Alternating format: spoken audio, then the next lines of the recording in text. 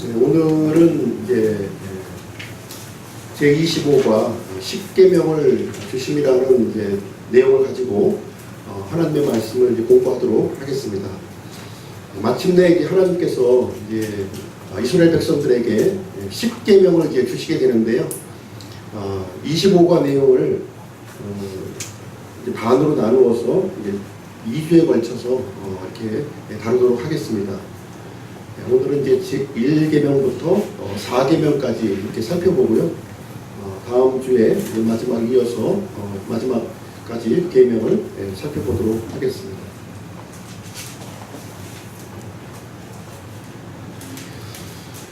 24과 지난주 배웠던 내용들을 잠깐 이제 요약을 해주겠는데요.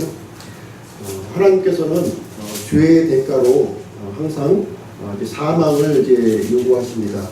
사람의 경우에는 조금 잘못하면 이제 회초리로 때리고 조금 이제 큰 잘못을 하면 좀 중한 벌로 이제 다스리는데, 하나님의 경우에는 그렇지가 않네요. 아주 사소한 잘못이라 할지라도 사망으로 이렇게 다스리신다고 하는 사실입니다. 왜 그러냐면 하나님은 완전하시고 거룩하신 분이시기 때문에 그러합니다. 조금의 털끝만치의 죄악도 하나님은 이제 용납하지 아니하시고 사망으로 이렇게 다스린다는 사실을 우리는 알 필요가 있습니다. 내가 이 정도 살면은 됐지 하는 마음이 이제 사람들에게 있을 수는 있는데 이 정도 가지고는 안 되는 거죠. 하나님은 전능하시고 완전하신 퍼펙트하신 분이시기 때문에 완전함에 조금이라도 손상되는 것은 용납하지 아니하시는 그런 분이시다 하는 것을 우리는 하나님의 말씀을 통해서 알 필요가 있습니다. 그래서 모든 사람들은 이제 예외 없이 죽게 되는 거예요. 육체의 죽음이 오게 된 이유가 바로 이 죄 때문에 이제 오게 되었다 하는 것을 우리 성경은 우리에게 가르쳐 주고 있습니다.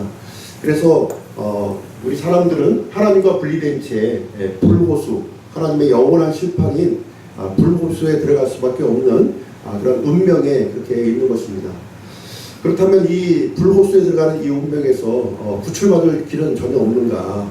하나님께서는 그 구출받을 수 있는 길을 이제 마련해 주시기를 원하는 거죠.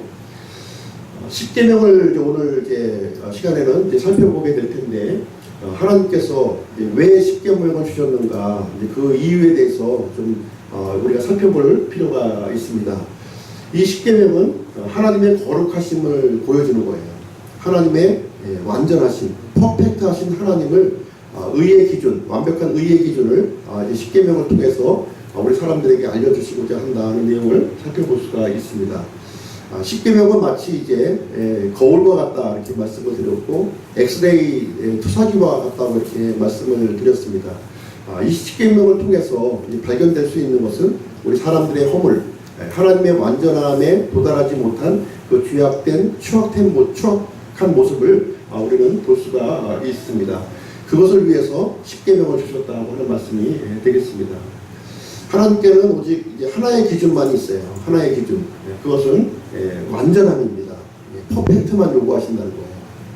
완전함에서 조금이라도 미달된 것은 하나님은 용납하지 아니하시는 분이시다. 그래서 야고보서 2장 10절의 말씀에 보시면 율법의 모든 조문을 다 지켰다 할지라도 단 한 가지만 어겼다면 전체의 율법을 어긴 거나 마찬가지다 이렇게 얘기하고 있습니다. 그래서 하나님의 의의 기준, 이 완벽함의 기준은 사람 스스로의 노력으로는 불가능하다.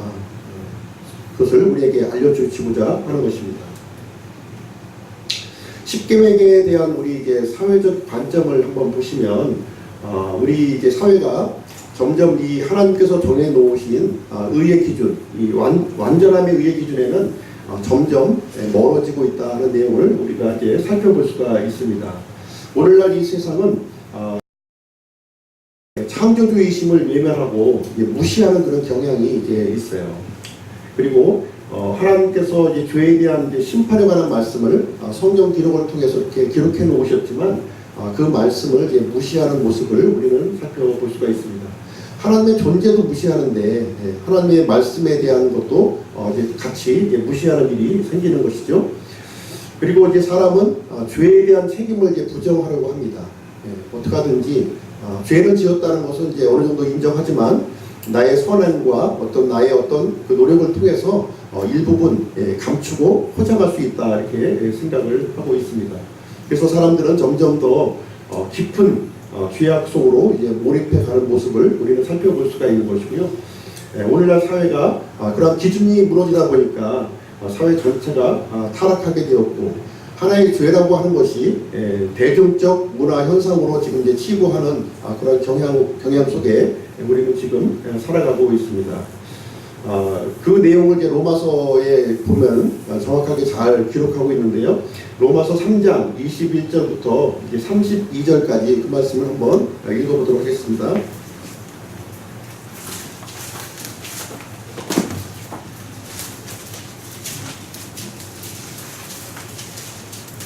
3장 21절부터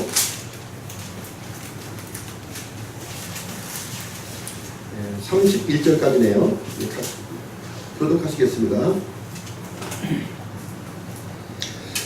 그러나 이제는 율법 밖에 있는 하나님의 의, 곧 율법과 배운 자들이 증언한 의가 드러났느니라. 그것은 곧 예수 그리스도의 이름으로 말미암아 모든 자에게 지시고 믿는 모든 자를 위해 임하는 하나님의 은혜니 거기에서 차별을 받는다. 모든 사람이 죄를 지어 하나님의 영광에 이르지 못하더니 그리스도의 신 안에 있는 구속에 하나님의 은혜로 값없이 의롭게 부른다. 그분을 하나님께서 그분의 피를 믿는 믿음을 통한 화해 헌물로 제시하셨으니 이것은 하나님께서 참으심을 통해 과거의 죄들을 사면하심으로써 자신의 의를 밝히 드러내려 하심이요. 내가 너희가 이때 자신의 의를 밝히 드러내사 자신의 의롭게 또 예수님을 믿는 자를 의롭게 밝히 드러내려 하신다. 그런즉 자랑할 것이 어디 있느냐? 있을 수 없느니라. 무슨 법으로냐? 행위의 법으로냐? 아니라 오직 믿음의 법으로니라. 그러므로 우리가 결론을 내리노니 사람은 율법에 행하는 것이 믿음으로 의롭게 됩니다. 그분은 오직 유대인들의 하나님이시냐? 그분은 또한 이방인들의 하나님이 아니시냐? 참으로 또한 이방인들의 하나님이시니 할례자를 믿어 말미암아 또 할례자를 의롭게 하실 분은 하나님이시다. 그런즉 우리가 믿음을 통해 율법을 헛되게 만드느냐? 결코 그럴 수 없느니라. 참으로 우리가 율법을 굳게 세우느니라. 모든 사람들이 이제 죄를 지어서 하나님의 영광에 이르지 못하였다 이렇게 기록하고 있습니다.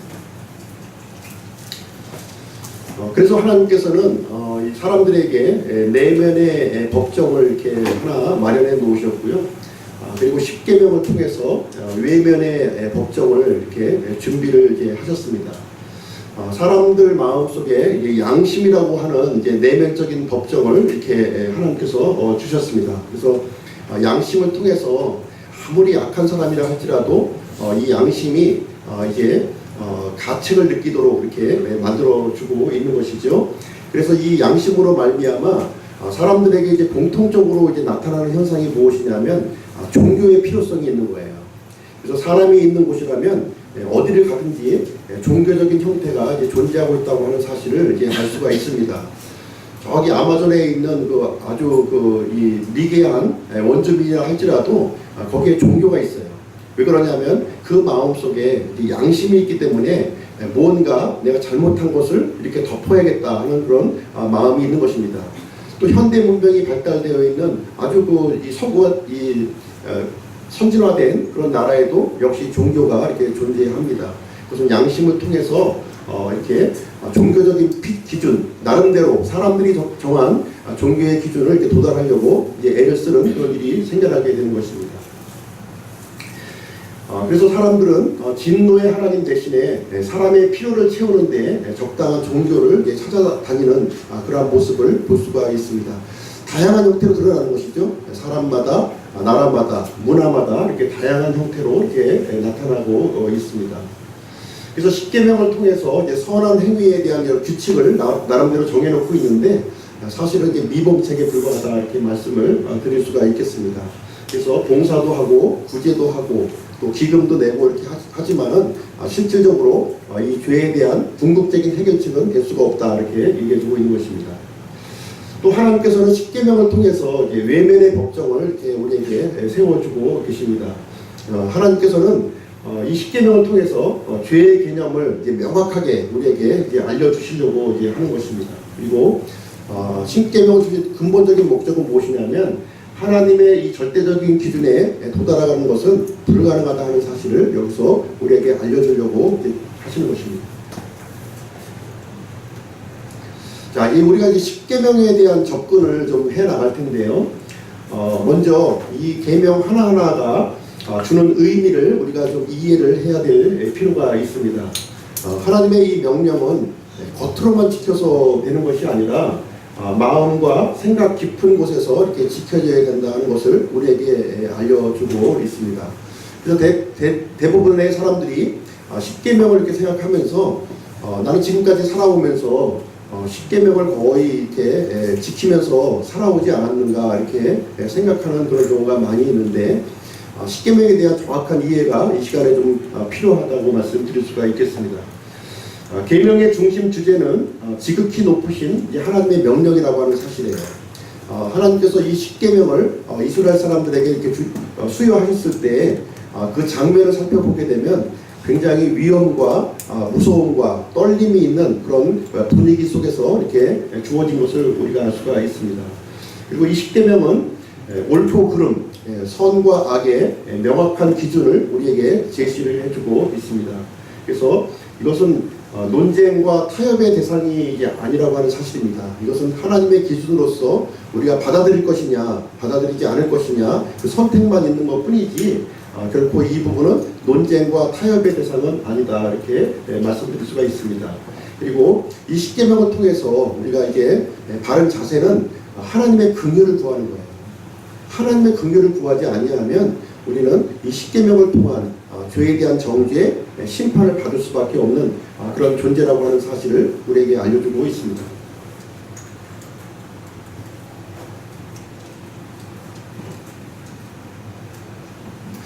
십계명을 좀 우리가 이제 쉽게 외우기 위해서 이제 아마 예전에 십계명을 다 한번 외우셨을 텐데 쉽게 외우는 방법이 있어요. 그래서 좀 약간 좀 가미해서 이렇게 좀 했는데 같이 한번 읽어보도록 하겠습니다. 시작. 하나, 하나님 외에 다른 신들을 섬기지 말라. 둘, 우상을 만들지 말고 섬기지 말고 절하지 말라. 셋, 삼가 하나님의 이름을 헛되이 부르지 말라. 넷, 사사로이 안식일을 범하지 말라. 다섯, 오직 내 부모를 공경하라. 여섯, 육신을 따라 살인하지 말라. 일곱, 칠흑 같은 밤에 간음하지 말라. 여덟, 팔자에 없는 도둑질 하지 말라. 아홉, 구구절절히 거짓말하지 말라. 열, 십전도 남의 것을 탐하지 말라. 이렇게 해서 그 십계명의 이제 앞글자를 가지고 쉽게 다음 십계명에 있는 내용을 이렇게 좀 이해할 수 있도록 이렇게 했습니다. 우리 이제 십계명을 이제 살펴볼 텐데요. 우리는 이제 사랑받기 위해 태어난 사람이라고 하는 CCM 아마 이제 가사가 굉장히 이제 익숙한데요. 성경 기록을 통해서 우리가 살펴보면 우리는 사랑받기 위해서 태어난 사람들이 아니라 하나님을 기쁘시게 할 수 없는 죄인으로 이렇게 태어났다 이렇게 얘기를 해주고 있습니다. 그래서 회개하고 창조주 하나님께 돌이켜야 할 그런 존재로 이렇게 말씀하고 계십니다. 사람들은 이제 죄악에 이렇게 가득한 채로 하나님을 이렇게 기쁘시게 하고 하나님께 순종할 수 있다 이렇게 생각을 하고 있어요. 그래서 이 십계명 중에 몇 가지는 내가 이제 자신 있게 이 정도는 다른 사람보다는 좀 이렇게 자신 있게 지킬 수 있다 이렇게 얘기하는 사람들도 있습니다. 오늘날에 이제 우리 대부분의 사람들이 이제 동일한 그 마음을 갖고 있는 거죠. 당시 이제 이스라엘 사람들이 십계명을 받을 때 이런 생각을 했어요. 십계명 정도는 내가 충분히 지킬 수 있는 그런 사람이다 이렇게 생각을 했고 오늘날 우리들도 동일한 생각을 하고 있다고 하는 사실이죠. 우리가 이제 죄인이라고 하는 이제 증거는 명백한 증거는 마땅히 해야 할 일인데 듣기를 싫어한다는 부분이에요. 어떤 일을 이제 하나님의 말씀을 전했을 때 그 말씀을 듣기를 싫어한다고 하는 사실을 통해서 우리가 죄인이라고 하는 사실을 이제 우리는 알 수가 있습니다. 이 십계명은 사람들을 위해서 주신 거예요. 하나님께서 궁극적으로 하나님의 의를 드러내기 위해서 이렇게 십계명을 주시긴 하셨지만 실질적으로 사람에게 도움을 주시기 위해서 이 십계명을 주셨다 이렇게 보겠습니다.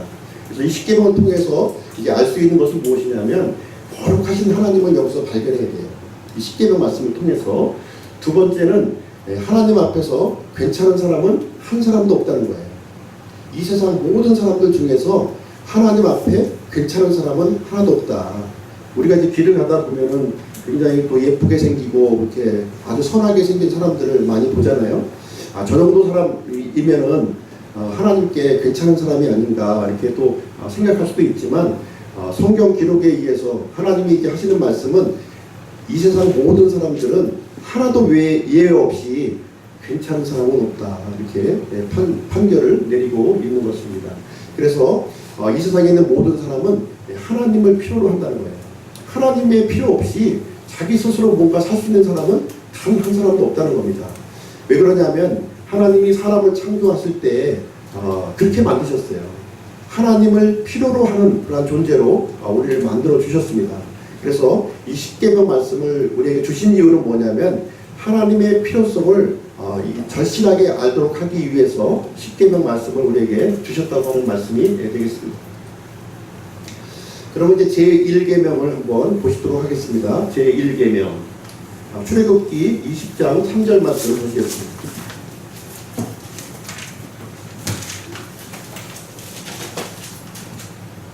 시경이가 한번 읽어볼까요? 20장 3절. 너는 내 앞에 다른 신들을 두지 말라. 이것이 제1계명이 되겠습니다. 유일하신 하나님만이 모든 사람들의 이제 참 신이다 이렇게 말씀해주는 이제 계명이 되겠습니다. 그래서 사람은 하나님만 예배해야 된다는 거예요. 하나님을 제외한 다른 것을 예배해서는 절대로 안 된다 하는 것이 제1계명의 내용이 되겠습니다. 여기서 이제 예배라고 하는 단어가 이제 영어로 이제 월십이라고 하는 단어인데요. 이 월십은 월스, 가치라고 하는 단어에서 이렇게 유래가 되었습니다. 유일하신 하나님은 예배와 충성을 받을 가치가 있는 분이시다 하는 뜻이 되겠습니다. 그것이 바로 예배의 참 뜻이 되겠습니다. 모든 사람의 삶을 인도하시는 참 인도자시라는 거예요. 우리를 누구보다도 잘 아시고 우리의 필요를 잘 아시는 그 하나님께서 우리의 참 인도자가 되신다고 하는 말씀이 되겠습니다. 그러면서 하나님 자신의 보좌, 하나님의 보좌를 누구와도 이제 나누지 않으신다는 거예요. 그리고 하나님만이 사람의 모든 필요를 공급해 주시는 분이시다 하는 것입니다. 사실 이제 생명에 필요한 모든 것들은 하나님께서 이제 다 공급을 해 주셨습니다. 우리가 이제 숨을 쉬고 있는 공기, 또 우리가 마시고 있는 물, 또 이 하늘에서 비춰지고 있는 태양빛, 이것이 없이는 이제 단 한순간도 이제 생명체가 살 수가 없거든요. 이 모든 것들이 이제 하나님께서 무상으로 우리에게 공급해 주고 계신 것입니다. 그러한 하나님을 우리 사람들은 당연히 마땅히 예배를 드려야 할 대상이다 하는 것을 제1계명은 우리에게 명시해 주고 있는 것입니다.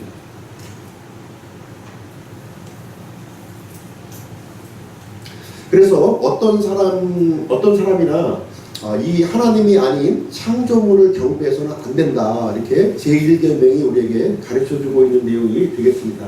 이사야서 45장 5절 말씀 이제 보겠습니다. 우리 나연 자매가 한번 읽어보겠습니다. 이사야 45장 5절.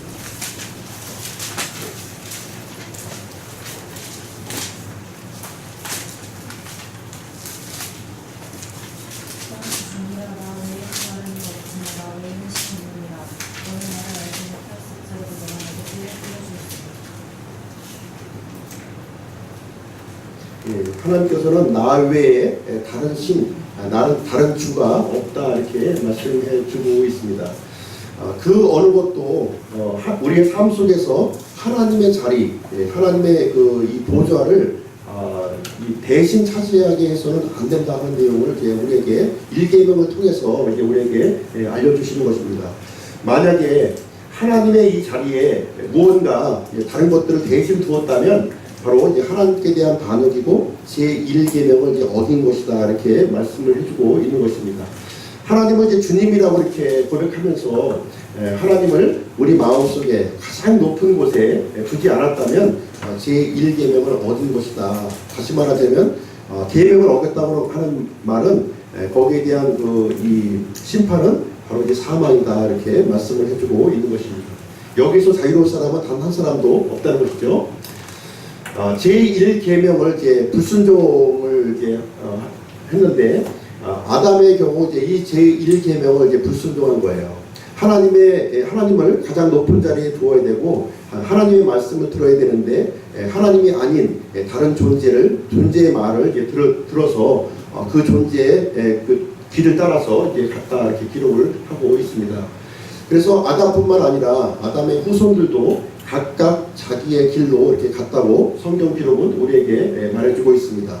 그래서 아담의 후손들의 후손들인 우리 조상들도 역시 하나님의 자리에 우상들을 두었고 다른 영들을 두었고 또 우리 조상신들을 거기에 하나님을 대신해서 두었다 이렇게 얘기를 해주고 있는 것입니다. 그래서 사탄은 사람들의 삶 속에서 하나님의 자리를 지금 이제 왕도로 타고 있는 상황이 되겠습니다. 그래서 하나님을 믿는 우리 믿는 그리스도인들은 하나님의 자리에 하나님을 우리가 놓여야 될 것을 제1계명을 통해서 우리에게 알려주고 있습니다. 인본주의라는 말을 이제 많이 들어보셨을 거예요. 휴머니즘, 굉장히 좋은 말이죠. 사람이 중심이 되어서 이 세상을 살기 좋고 아름다운 지상낙원을 이제 만들어 가자 하는 것이 바로 인본주의의 이제 그 뜻이 되겠습니다. 이것은 굉장히 보기에 굉장히 좋은 말로 이렇게 포장된 것처럼 보이지만 하나님의 자리를 교묘하게 사람이 대신 차지해서 이제 앉아 있는 모습을 보여주고 있습니다. 하나님이 해야 될 역할을 사람이 한번 해보겠다 하는 것이 인본주의의 실체다 이렇게 보시면 되겠습니다. 사람들은 실제 반역의 행동, 하나님 앞에서 반역의 행동을 하면서 그것을 종교라고 하는 그런 포장을 이렇게 씌워서 지금 이제 행하고 있는 모습을 볼 수가 있습니다. 그래서 사람들은 스스로 자기 운명을 다스리고 성취할 수 있다 이렇게 그 마음속에 이렇게 불어넣고 있는 것입니다.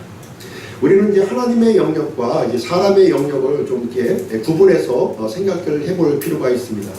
하나님께서 우리에게 사람에게 허용하신 영역이 있고요. 이 하나님의 영역으로 이제 남겨진 부분이 있습니다. 그래서 사람의 영역 안에서는 우리가 자유롭게 이렇게 행할 수 있지만 하나님의 영역은 절대로 침범해서는 안 될 것을 제1계명을 통해서 우리에게 알려주고 있는 내용이 되겠습니다.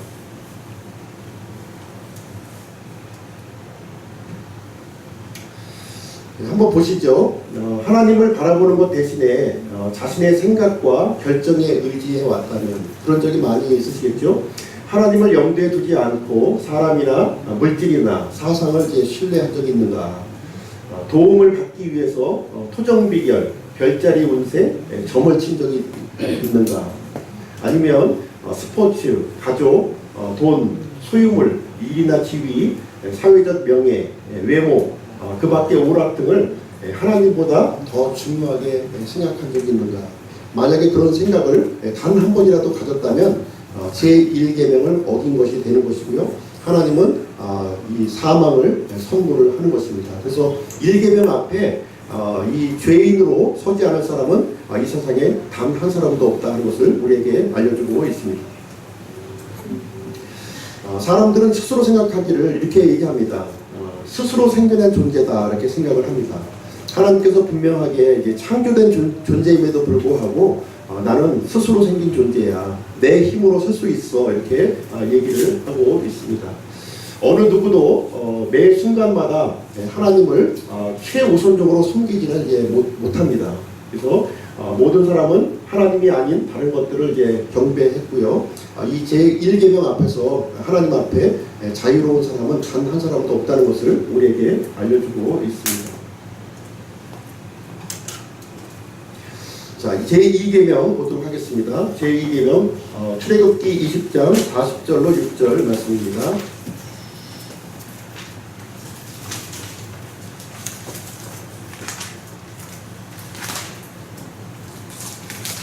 4절로 6절을 우리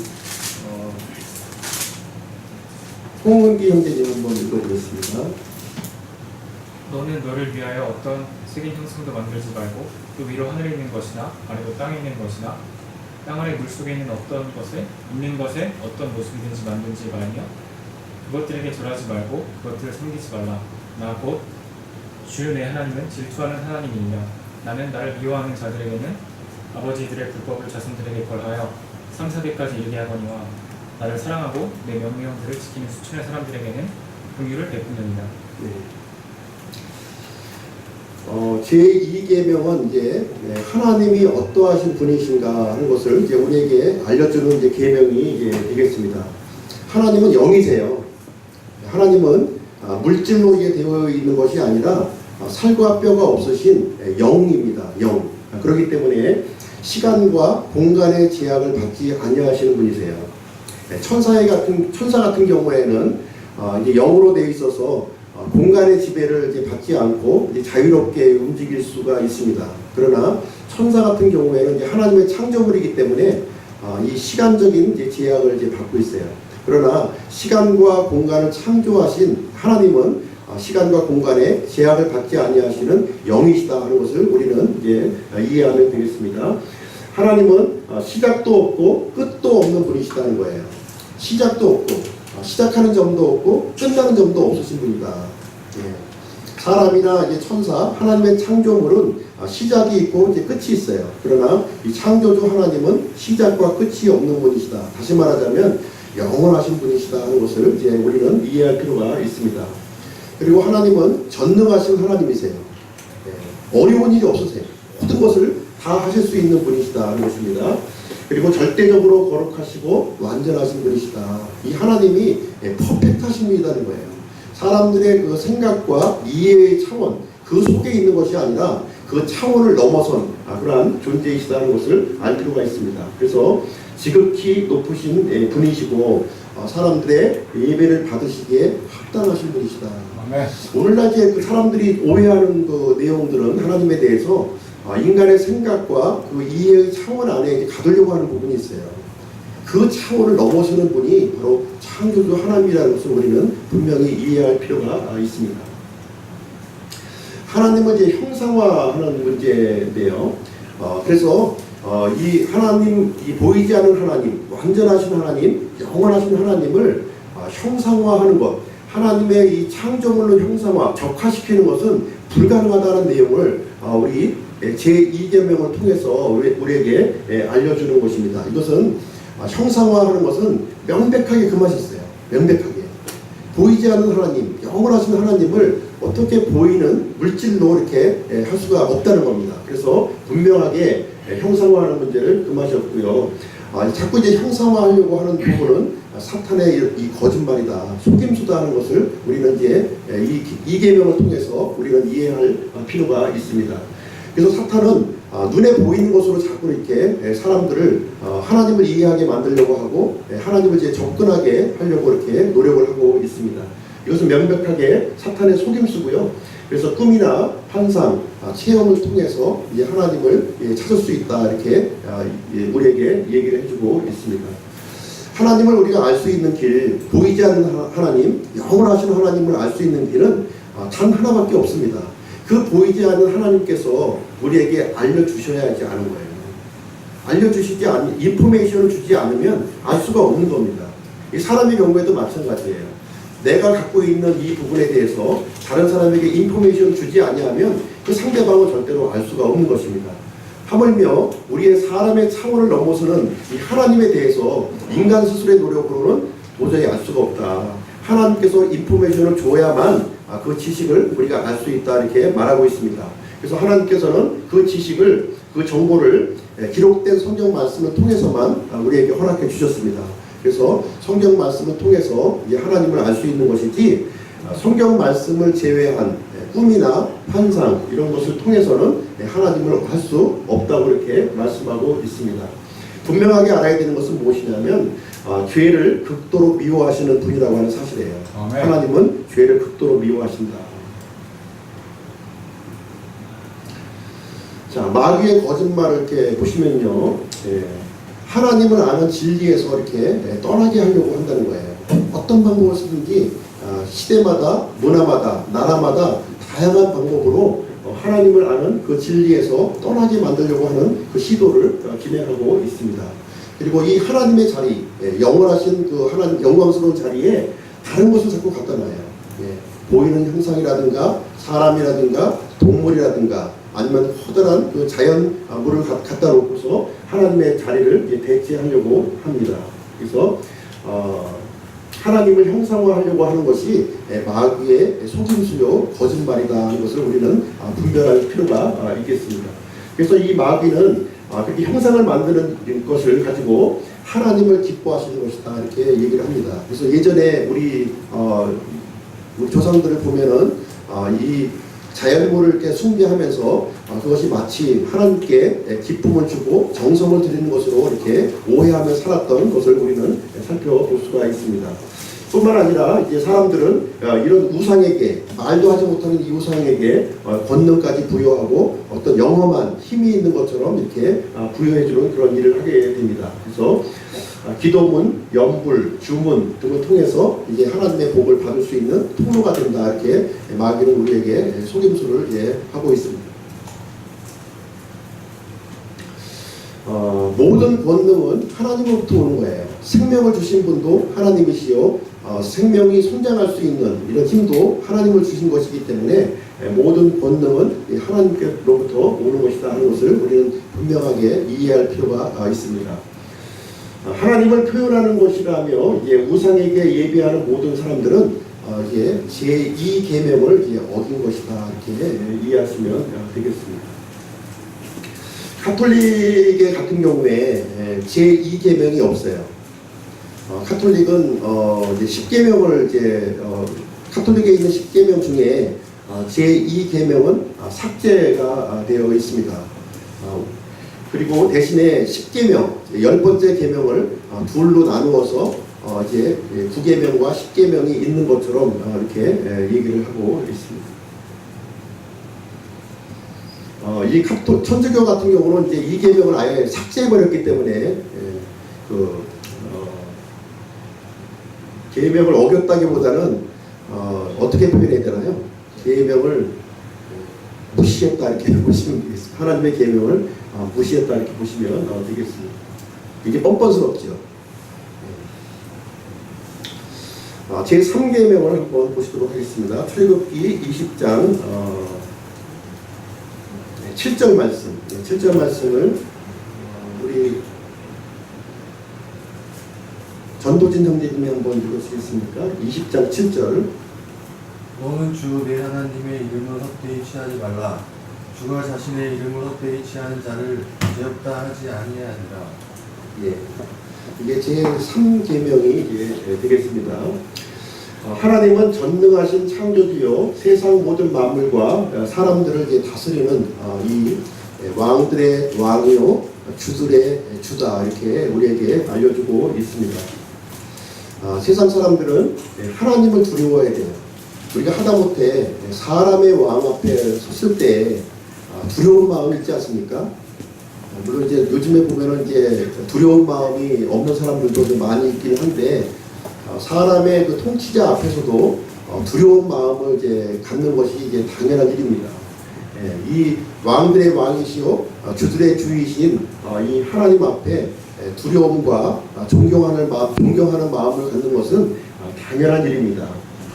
이 창조주 하나님은 사람들의 목숨을 거두시고 영원한 형벌로 이렇게 보낼 수 있는 그런 권세와 능력을 가지신 분이시다 이렇게 얘기를 해주고 있습니다. 마태복음 10장 28절 말씀 우리 누가 읽어볼까요? 박성재 형님이 한번 읽어주시죠. 마태복음 10장 28절. 몸은 죽여도 혼은 능히 죽이지 못하는 자들을 두려워하지 말고 오직 혼과 몸을 다 능히 지옥에서 분별하시는 분을 두려워하라. 예. 제3계명이 우리에게 얘기하는 바가 혼과 영을 완전히 멸하시는 그러한 하나님을 우리가 마땅히 두려워해야 된다. 그 내용을 우리에게 알려주고 있습니다. 사람들에게도 이제 권세를 이렇게 주셨는데요. 왕이나 이제 통치자의 권세를 주셨는데 그 권세를 주신 분이 바로 하나님이시다고 이렇게 로마서 13장 1절을 통해서 우리에게 알려주고 있습니다. 우리가 마땅히 존경해야 될 사람들 그것을 거부하고 헐뜯는 것은 잘못이다 하는 것을 우리에게 분명하게 알려주고 있습니다. 우리가 사람 세계에서의 이런 이 권위도 우리가 존중을 해야 되고 그 권위를 주신 그 하나님에 대해서도 마땅히 존경함을 우리가 드려야 된다 하는 내용이 3계명에 이제 있는 내용이 되겠습니다. 그래서 자녀들은 부모님을 이제 존경해야 된다는 거예요. 자녀들은 부모님을 존경해야 된다. 그리고 아내와 남편은 서로 존중해야 된다는 거죠. 서로. 하나님께서 이제 여자를 만드실 때 어떻게 만드셨어요? 발가락에 뼈로 만드신 것이 아니잖아요. 갈비뼈로 이렇게 만드셨어요. 동등한 존재로 이렇게 만드셨고 머리뼈로도 만드시지 않으셨다는 거예요. 머리뼈로 만들었다면 남자의 머리에 이렇게 있어야 나타날 텐데 갈비뼈로 만들었기 때문에 이 부부는 서로 아내와 남편은 서로 존중해야 될 것을 우리에게 알려주고 있습니다. 그리고 젊은 사람들은 나이 든 사람 어른들께 또 존중해야 될 것을 이 제3계명은 우리에게 알려주고 있는 것입니다. 그래서 사람의 이 존재, 하나님의 형상대로 지음받은 이 사람의 존재를 모욕하는 것은 나쁜 일이다. 하나님의 형상대로 지음받은 사람들을 모욕하는 것은 그 형상을 만드신 하나님을 모욕하는 것과 이제 같다 이렇게 말씀을 하고 있는 것입니다. 그래서 하나님의 이름을 존경하지 않고 하나님의 이름을 함부로 부르는 일은 이제 극악한 일이다 하는 것을 우리에게 얘기해 주고 있습니다. 그래서 우리 그 흥정역 성경을 보시면 이제 하나님의 이름을 이제 헛되이 이렇게 취하지 않고 있습니다. 그래서 여호와 이제 개역 성경에 보시면 이제 여호와 이제 하나님의 칭호를 그대로 이제 기록하고 있지만 우리 이제 흥정역 성경에는 여호와라고 하는 하나님의 칭호 대신에 주라고 하는 칭호를 이제 사용하고 있습니다. 그리고 이제 예수님, 성령님, 삼위일체 하나님에 대해서도 역시 님자를 붙여서 우리가 최대한 그 창조주 하나님에 대한 존경심과 이제 이런 마음을 우리가 심어놓고 있습니다. 마땅히 이제 우리 창조주 하나님에 대해서는 이렇게 님자를 붙여서 이렇게 존경하는 마음을 우리가 갖는 것이 필요하고요. 그분을 이렇게 헛되이 그분의 이름을 헛되이 취하는 것은 이 명백하게 잘못된 일이라고 하는 사실을 제3계명을 통해서 우리에게 알려주고 있습니다. 자, 그럼 이제 제4계명을 한번 보시도록 하겠습니다. 4계명은 20장 8절로 11절 말씀이 되겠는데요. 우리 희경이가 한번 읽어보도록 하겠습니다. 희경자매가 제4계명 20장 8절로 11절. 안식일을 기억하여 거룩히 지키라. 여세 동안 네가 속하고 내 모든 일을 할 것이나 일곱째 날은 주 내 하나님의 안식일이니 나는 너나 내 아들이나 내 딸이나 내 남종이나 내 여종이나 내 가축이나 내 문 안에 거하는 내 나그네나 아무것도 하지 말라. 열세 동안에 주가 하늘과 땅과 바다와 그것들 안에 있는 모든 것을 만들고 일곱째 날에 안식하였느니라. 그러므로 주가 안식일을 구속되게 하여 그날을 거룩하게 하였느니라. 네. 제4계명은 이제 안식일에 대한 이제 계명이 이제 되겠습니다. 하나님께서는 이제 엿새 동안에 모든 만물을 창조하시고 일곱째 날에 이제 쉬셨습니다. 안식하셨고 이스라엘 백성들에게 이 안식일을 이제 특별히 지켜야 될 것을 이렇게 명령을 하셨습니다. 이 안식일은 금요일 저녁 6시부터 토요일 저녁 6시까지 그때를 이제 안식일로 이제 우리가 알고 있습니다. 하나님께서 6일 동안 이제 만물을 창조하시고 이제 7일째 쉬셨는데 안식을 하셨는데 왜 이제 7일째 이제 안식을 하셨을까요? 이제 우리 그 희경이가 한번 대답을 한번 해봐야 될 것 같아요. 왜 하나님께서 6일 동안 창조하시고 7일째에 이제 안식을 하셨는데 왜 안식을 하셨을까? 그 이유를 알까요? 너무 힘들어서 6일 동안 사람이 7일 중에 하루는 쉬어야 되니까 그걸 넣어주기 위해서.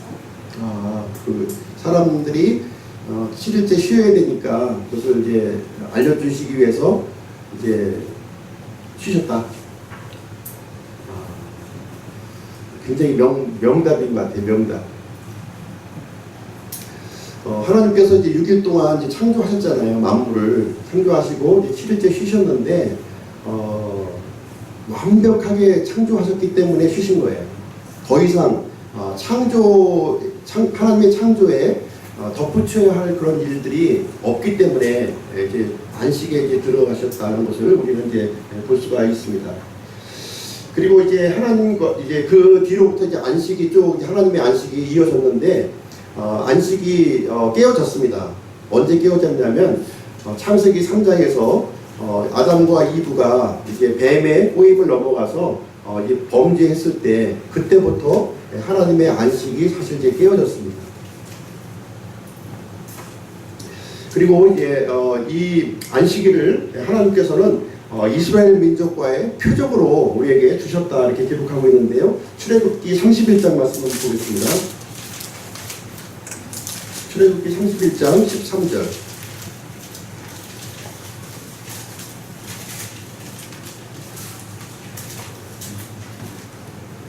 다 같이 한번 읽어보시죠. 시작. 너는 또 이스라엘 자손에게 말하여 이르기를 너희는 진실로 내 안식일을 지킬지니라.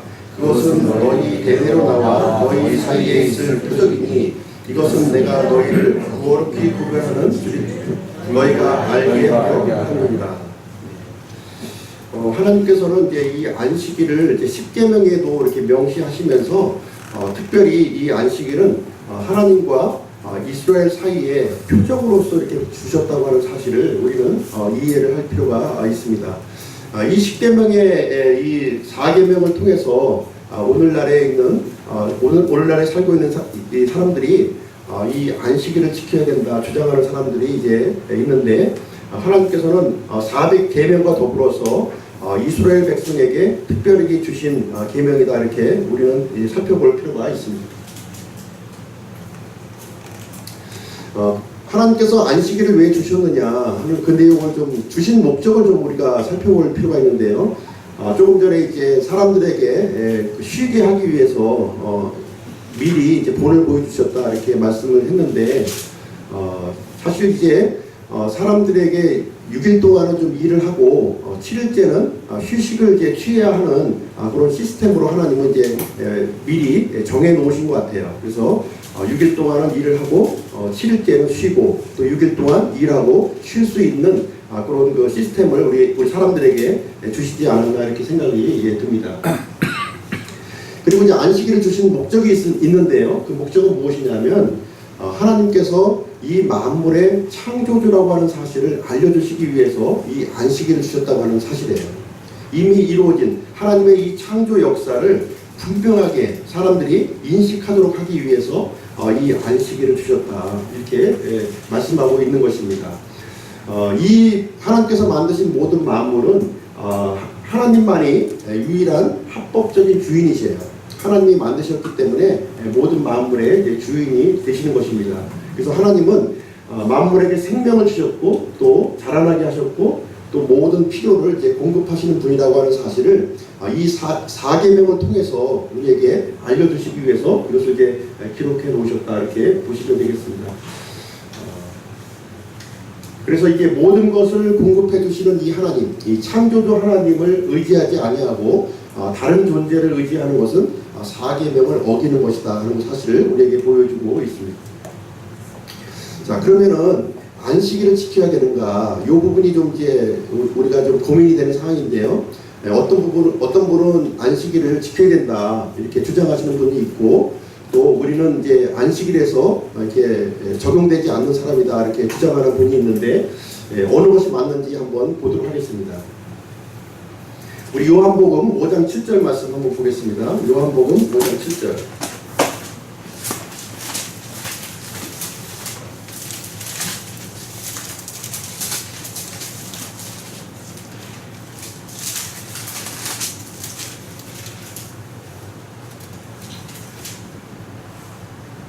다 같이 한번 읽어보시죠. 시작. 5장 7절이 아닌데.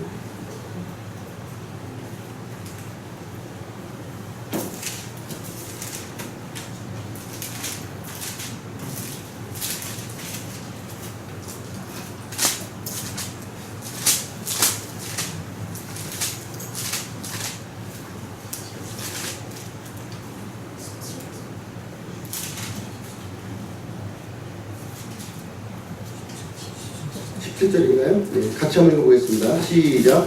그러나 예수님께서 그들에게 응답하시되 내 아버지께서 지금까지 일하시니 나도 일한다 하시네.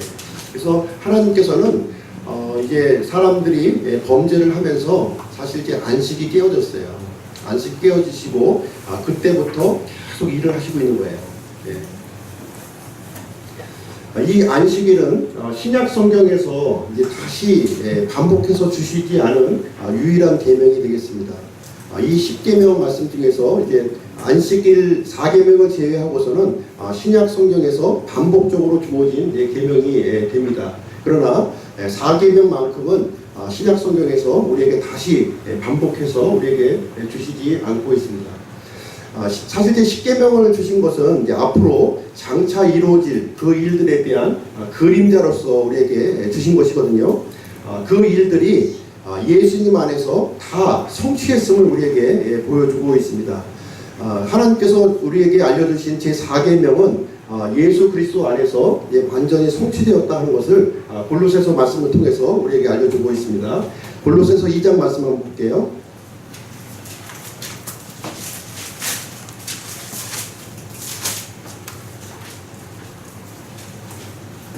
2장 16절 17절 말씀입니다.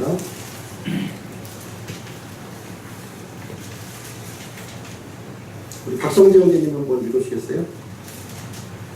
그러므로 아무도 먹는 것이나 마시는 것으로 인하여 또 거룩한 날이나 월삭이나 안식일에 관하여 너희를 판단하지 못하게 하라. 겉으로 나가는 것들의 그림자이거니와 몸은 그리스도께 속해 있느니라. 예, 그래서 월삭이나 안식일에 관하여 너희를 이제 판단하지 못하게 하라 이렇게 말씀하시면서 몸은 그리스도께 속해 있는 것이다 이렇게 얘기를 하고 있습니다. 이 4계명의 이 안식이 예수 그리스도 안에서 완전히 이렇게 성취되었다 우리에게 얘기를 해주고 있습니다.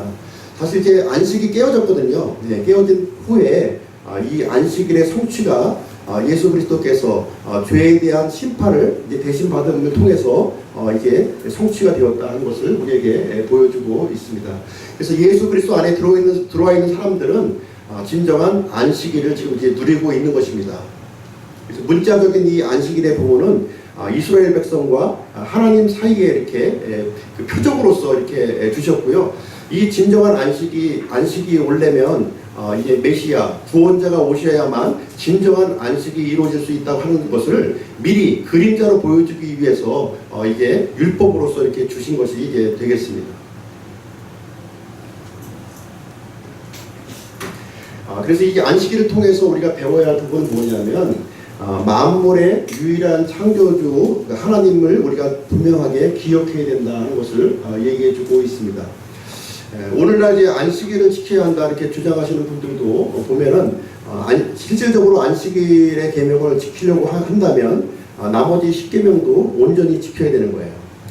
실질적으로 이제 안식일을 이스라엘 백성에게 주신 이 안식일의 그 규정을 살펴보면 우리가 지킬 수 없는 내용입니다.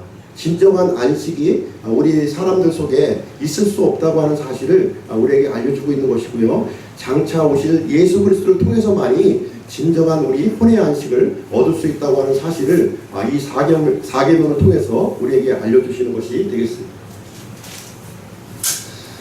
자, 오늘 이제 1계명부터 이제 4계명까지 이렇게 살펴보았는데요. 하나님께서는 이 죄의 대가로 이제 사망을 이제 요구하신다고 하는 사실입니다. 죄의 정도를 이제 하나님께서 따지시는 것이 아니라 죄의 유무를 이제 보신다고 하는 사실이 되겠습니다. 사망 이외에는 다른 대안이 없어요. 이 하나님의 십계명 앞에서 죄인으로 서지 않은 사람은 단 한 사람도 없다 이렇게 얘기를 해주고 있습니다. 그래서 하나님께서는 모든 죄를 이제 하나님께서 심판하실 것이고요. 각각 개인이 하나님 앞에서 그 죄 문제에 대한 해결을 이제 받아야 하는 것입니다. 지금까지 하나님은 죄에 대한 견해를 한 번도 바꾸신 적이 없습니다. 하나님께서 이스라엘에게 주셨던 그때의 십계명을 주셨던 그 당시와 오늘날의 하나님은 이 죄에 대한 이 기준, 이 견해를 분명하게 이렇게 변함없이 갖고 계시다는 것을 우리는 이해할 필요가 있습니다. 십계명에 대한 이해를 이제 어느 정도 조금 하셨는지 이제 모르겠는데요.